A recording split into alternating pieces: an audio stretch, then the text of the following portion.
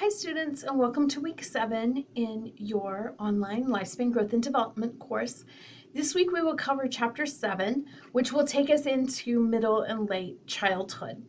So moving on to a different age range, I just want to thank you for your great work with the Piaget experiment last week. You all did a great job.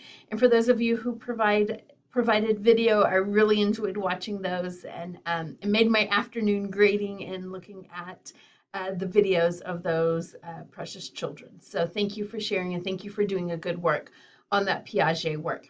This week we have your journal number 3. So not quite the last journal, but we only do 4 journals, so we're almost there. And remember, it's about a page typed, double spaced, or about 250 words for all the questions that are contained in journal number 3, not per question. So again, it can be as long as you want, but just kind of as a minimum there. A reminder there. You have 3 assignments in Connect. One on Gardner's 8 Frames of Mind.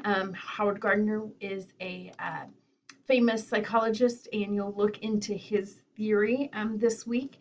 You have a newsflash assignment on intelligence, and is it genetic, and how that fits in with overall development.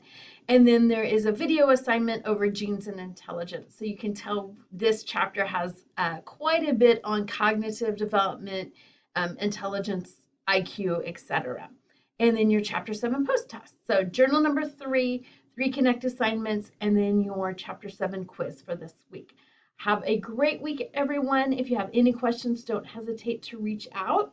Next week will be week 8, and that'll bring us to the midpoint of the semester. So we are marching right along, no pun intended.